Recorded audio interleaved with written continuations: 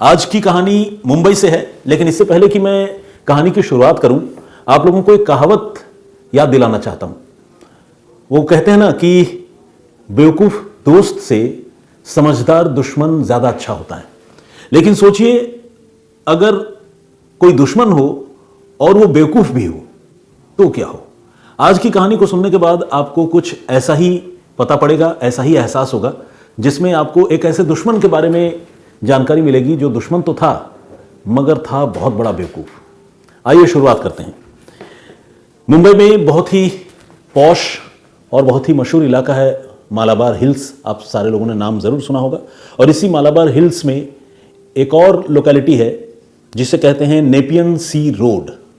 इस नेपियन सी रोड के एक आलीशान मकान में एक परिवार रहता है। इस परिवार में 3 लोग हैं, बुजुर्ग माता पिता और जवान बेटी, और साथ में 2-3 हाउस हेल्प्स या नौकर जो भी आप कहें वो भी इस मकान में रहते हैं, बल्कि 3 रहते हैं। इनमें 2 सर्वेंट्स तो ऐसे हैं जो इस परिवार की मदद करने के लिए और उनके घर में काम करने के लिए दिन के वक्त में आते हैं और चले जाते हैं, जबकि एक लड़का है जो 24 घंटे इन्हीं के साथ रहता है और घर के कामों में हाथ बटाता है। और बाकी जैसा मैंने आपको बताया, माता पिता और बेटी, 3 लोगों का छोटा सा परिवार। तो अब इस परिवार के बारे में तो मैंने आपको बता दिया कि परिवार में कौन कौन है। अब नाम आपको बताता हूं। जो इस घर के मालिक हैं उनका नाम है मुकेश शाह, और उनकी बुजुर्ग पत्नी जिनकी उम्र तकरीबन 62 साल की है उनका नाम है ज्योति शाह, और इनकी एक बेटी है। मुकेश ज्वेलरी के फील्ड में है, ज्वेलरी का कारोबार करते हैं, और मुंबई के ही एक 5 स्टार होटल में उनका ज्वेलरी शोरूम है। मतलब ठीक ठाक कारोबार है, प्रोफाइल अच्छा है। ऐसे भी घर में 3-3 नौकर हैं तो आप समझ सकते हैं, और वो भी इतने पॉश इलाके में उनका मकान है। तो एक 5 स्टार होटल में उनका काम है, ज्वेलरी शोरूम है, और इस शोरूम में मुकेश जो है वो तो रोज़ जाते ही हैं, और उनके साथ साथ उनकी बेटी भी अपने पिता को बिजनेस में असिस्ट करती हैं। इसी महीने की बात है, 12 मार्च को अचानक बेटी जो है शोरूम से अपनी माँ को फ़ोन करती है, ज्योति शाह को। तो पूरी की पूरी घंटी चली जाती है, रिंग बजता रहता है, लेकिन ज्योति शाह फ़ोन नहीं उठाती। बेटी को पहले लगता है कि शायद माँ वॉशरूम में होगी, थोड़ी देर बाद बात हो जाएगी। थोड़ी देर बाद रुककर वो फिर से अपनी माँ को ट्राई करती है, लेकिन इस बार भी घंटी पूरी की पूरी जाती है मगर फ़ोन नहीं उठता। इसके बाद वो थोड़ी परेशान होती है। वो अपने पिता से, मुकेश से, ये कहती है कि पापा एक बार देखिए, मम्मी फ़ोन नहीं उठा रही है। तो पापा फ़ोन करते हैं, यानी मुकेश फ़ोन करते हैं। मुकेश का फ़ोन भी अनआंसर्ड चला जाता है, यानी ज्योति जो है वो फ़ोन नहीं उठाती है। अब फादर और डॉटर दोनों परेशान हो जाते हैं और वो अपने पड़ोसियों को फ़ोन करते हैं, और पड़ोसियों को फ़ोन करके कहते हैं कि एक बार प्लीज़ घर में जाकर देखिए कि माँ कैसी है, क्योंकि वो फ़ोन नहीं उठा रही है। अच्छा, अब आप ये सोच रहे होंगे कि ये दोनों जो है पिता और बेटी बार बार ज्योति शाह को फ़ोन कर रहे हैं, लेकिन वो अपने घर में काम करने वाले तीसरे सर्वेंट को, जो 24 घंटे वहाँ रहता है, उसे फ़ोन क्यों नहीं कर रहे।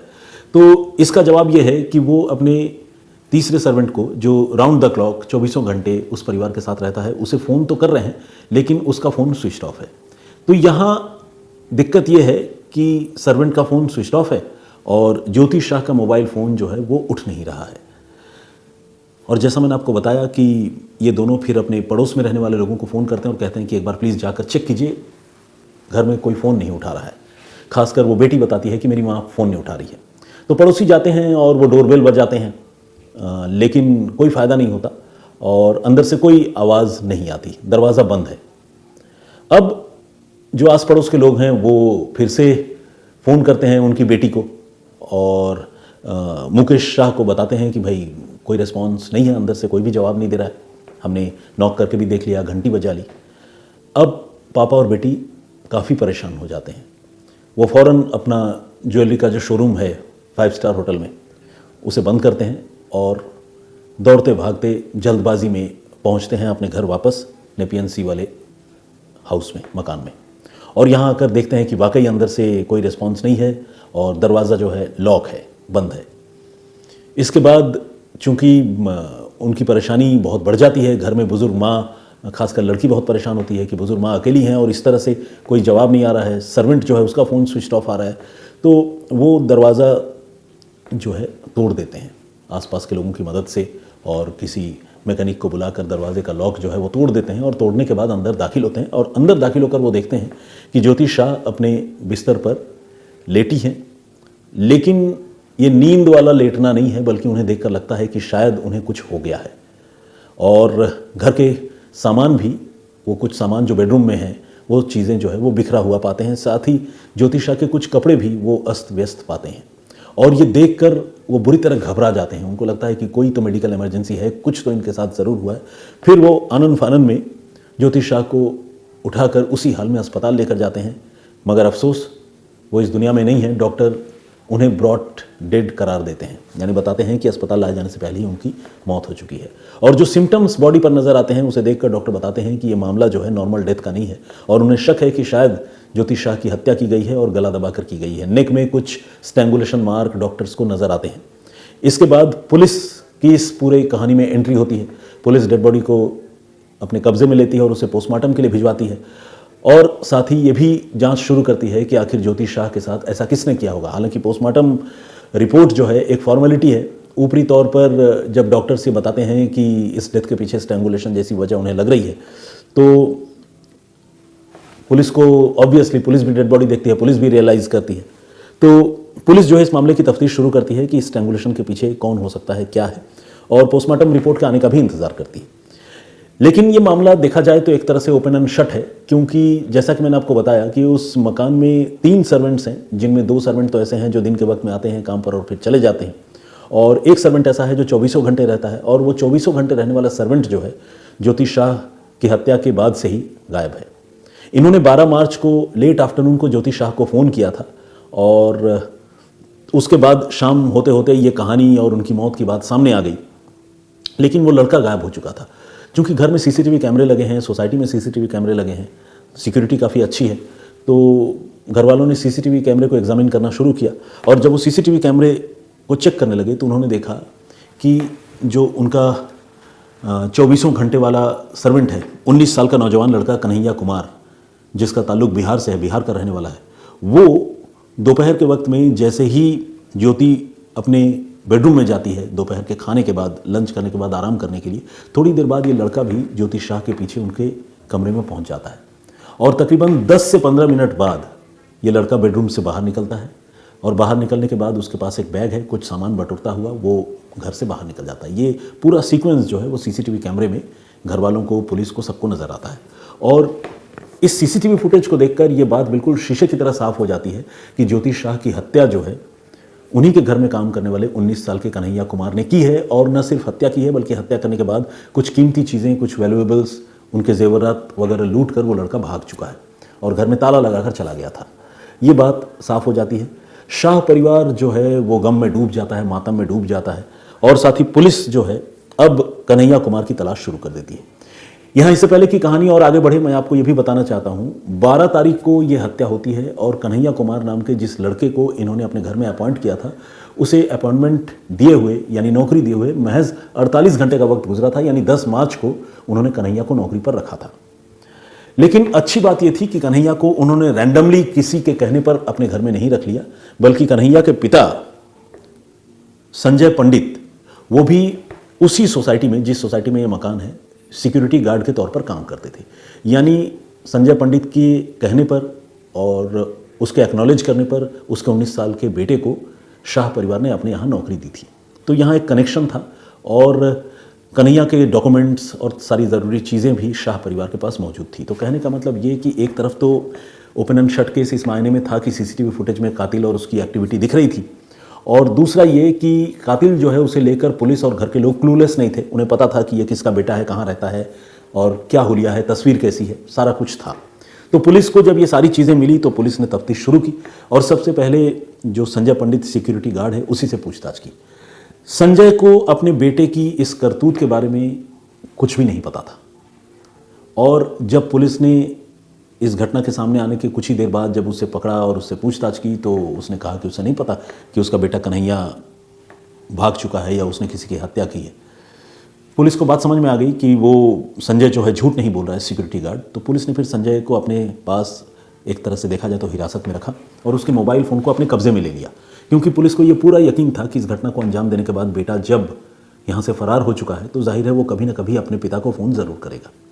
और आखिरकार वही हुआ। कुछ घंटे गुजरते गुजरते सिक्योरिटी गार्ड संजय पंडित के फ़ोन पर एक घंटी बजी। ये फ़ोन एक अननोन नंबर से था, यानी जो लड़का था कन्हैया, उसने अपने मोबाइल फ़ोन से अपने पापा को फ़ोन नहीं किया। आप समझ ही सकते हैं क्यों नहीं किया, क्योंकि उस लड़के को ये पूरा यकीन था कि अगर वो अपने पापा को फ़ोन करेगा अपने मोबाइल नंबर से तो पकड़ा जाएगा, क्योंकि फ़ोन को पुलिस सर्विलांस पर लगाएगी, ट्रैक करेगी और उसका मूवमेंट पुलिस को पता चल जाएगा। लेकिन क्रिमिनल जितने शातिर होते हैं, पुलिस कहीं उनसे भी ज़्यादा स्मार्ट होती है। तो पुलिस ने पापा को तो हिरासत में ले ही रखा था, पापा का फ़ोन भी पुलिस सुन रही थी। पापा के फ़ोन पर जब अननोन नंबर से कॉल आया तो पुलिस ने उस कॉल को सुना।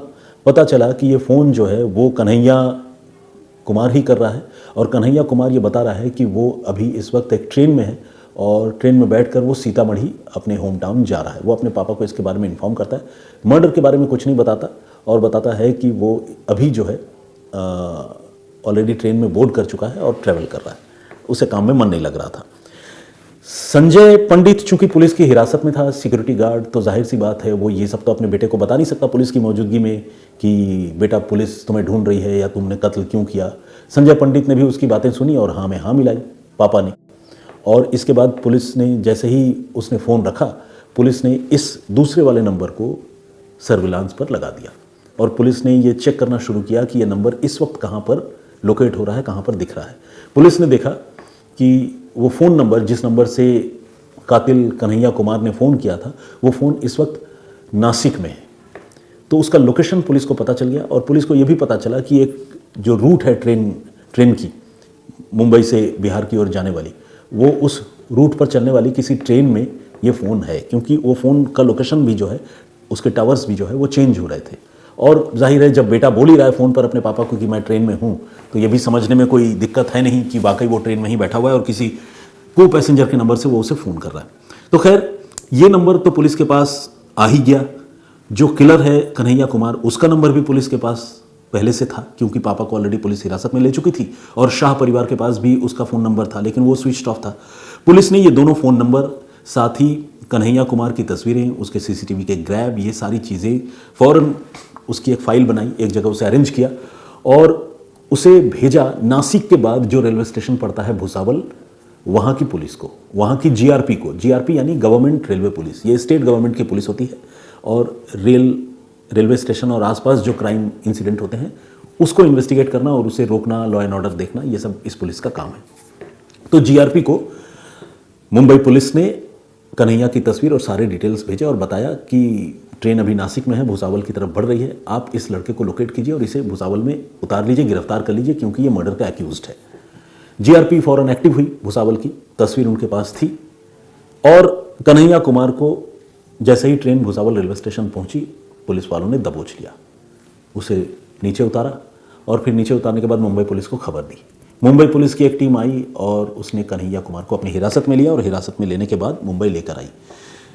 भुसावल से मुंबई लाते लाते ही उससे पूछताछ तकरीबन पूरी हो चुकी थी। वो अपना जुर्म कबूल चुका था और उसने ये बताया कि हाँ, उसने ही ज्योति शाह का कत्ल किया और नौकरी मिलने के सिर्फ 2 दिन के अंदर ही उसने ये कत्ल कर दिया, क्योंकि वो लूटपाट करके कुछ पैसे भी कमाना चाहता था।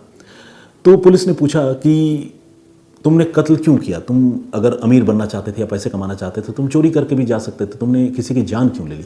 तो उसने कहा कि पहले उसका इरादा यही था कि वो चोरी करके चला जाएगा, लेकिन फिर उसे ये लगा कि अगर वो घर से कुछ चीज़ें उठाकर चला जाता है तो इससे उसे बहुत ज़्यादा फ़ायदा नहीं होगा। कुछ ऑर्नामेंट्स जो है वो ऑलरेडी ज्योति शाह पहनती हैं, अगर वो ऑर्नामेंट उसे मिल जाए, वो जेवर उसे मिल जाए, तो उसे लूट का या चोरी का ठीक ठाक पैसा मिलेगा।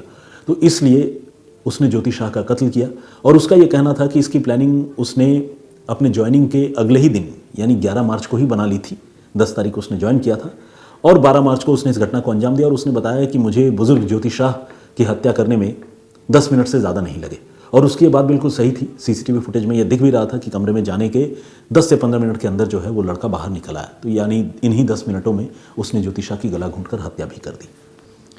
अब पुलिस ने उससे पूछा कि भाई क्यों, अभी 19 साल तुम्हारी उम्र है, अभी नई शुरुआत हुई है, तुम्हारे पापा की निशानदेही पर, तुम्हारे पापा के बताने पर तुमने यहाँ नौकरी ली थी, तुमने एक बार भी नहीं सोचा कि ऐसा करने से तुम पकड़े जाओगे। तो उसने ये कहा कि बिहार में उसका जिन लोगों के साथ उठना बैठना है वो कुछ क्रिमिनल किस्म के लोग हैं, यानी क्रिमिनल बैकग्राउंड के लड़कों के साथ उसका उठना बैठना है। और वो लोग अक्सर ये फ्लॉन्ट करते हैं कि मैंने इतनी हत्याएं की, मैंने उसको मारा, मैंने वहाँ लूटा।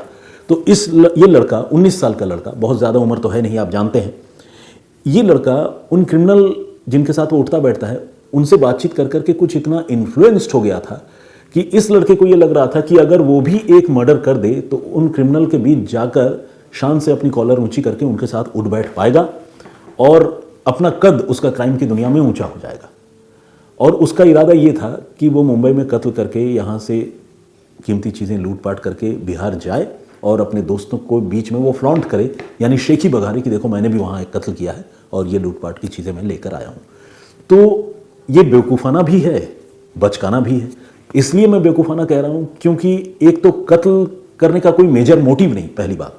और जिस आदमी ने आपको नौकरी पर रखा, देखिए बेवकूफ़ाना के अलावा जो गद्दारी वाली बात है, जो धोखेबाजी वाली बात है, वो तो है ही। बेवकूफ़ाना पर मेरा जोर इसलिए है कि जब उस लड़के को ये पता है कि तुम्हारे पिता उसी सोसाइटी में नौकरी करते हैं, तुम्हारे पिता ने वहाँ पर नौकरी लगाई है, तुम्हारी तस्वीर जो है उस परिवार के पास है, उस मकान में सीसीटीवी कैमरे लगे हुए हैं, घर के अंदर सोसाइटी में सीसीटीवी कैमरे लगे हुए हैं, जब इतने सारे सबूत ये इशारा करने वाले हैं, ये दिखा रहे हैं कि तुम्हारा रोल इस कत्ल में है, तो फिर तुम कत्ल कैसे कर सकते हो? कहने का मतलब ये कि शायद ही कोई ऐसा बड़ा बेवकूफ़ अपराधी होगा जो इतने सारे सबूतों के बाद भी किसी की हत्या करने के बारे में सोचे, और वो भी एक तरह से देखा जाए तो बेवजह हत्या करने के बारे में सोचे। लेकिन कुछ लोग होते हैं बेवकूफ़, ये लड़का वाकई बेवकूफ़ था। इसीलिए मैंने आप लोगों से ये कहा कि समझदार दुश्मन जो है वो बेवकूफ़ दोस्त से ज़्यादा अच्छा होता है। लेकिन ये एक ऐसा दुश्मन था जो दुश्मन तो था ही, बेवकूफ़ भी था। बहरहाल पुलिस ने इसे गिरफ्तार कर लिया है और पुलिस के इन्वेस्टिगेशन के लिए पुलिस की तारीफ करनी होगी। और साथ ही शाह परिवार को जो धोखा मिला वो तो मिला, लेकिन शाह परिवार ने भी समझदारी दिखाई। उनके घर में सीसीटीवी कैमरा लगा था और जिसे उन्होंने अपॉइंट किया था उसे वेरीफाई करने के बाद ही अपॉइंट किया था, अपने घर में नौकरी दी थी। तो शाह परिवार की इस समझदारी की वजह से जो कातिल है वो चंद घंटों के अंदर पकड़ा तो गया, लेकिन एक निहायत ही बेवकूफ़ लड़के ने एक परिवार उजाड़ दिया और एक परिवार की जो गृह लक्ष्मी होती है, जो माँ होती है, जो पत्नी होती है, उसकी जान ले ली। तो ये थी पूरी कहानी जो अपने आप में बहुत ही दुखद और दर्दनाक है, लेकिन इस मामले में मुंबई पुलिस के तफ्तीश की भी तारीफ करनी होगी। आई होप इस कहानी ने ये भी सबक हम सबको दिया होगा कि किसी पर भी भरोसा करने से पहले जो है थोड़ा सोचना ज़रूरी है। हालांकि आप ये कहेंगे कि भाई वो कौन सा तरीका हो सकता है कि आदमी किसी को वेरीफाई करे, क्योंकि जब कोई आदमी रेकमेंड कर रहा है और इसके बाद किसी का सगा संबंधी के कहने पर कोई किसी को नौकरी पर रख रहा है, तो फिर उस मामले में धोखा अगर हो जाए तो कोई इंसान कैसे अपना बचाव करे? ये बात भी सही है। तो लेकिन फिर भी मेरा ये ऐसा कहना है कि थोड़ा सिक्स्थ सेंस, थोड़ा इंट्यूशन, थोड़ा बॉडी लैंग्वेज, जितना हो सके अजनबियों को अपने घर में एंट्री देने से बचने की ज़रूरत है, और ख़ासकर महानगरों में।